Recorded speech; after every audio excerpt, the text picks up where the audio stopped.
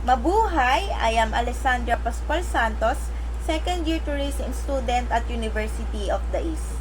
So what are my learnings about the subject tour guiding? Tour guiding involves leading groups of people on organized tours, providing information about attractions, historical sites, and other points of interest.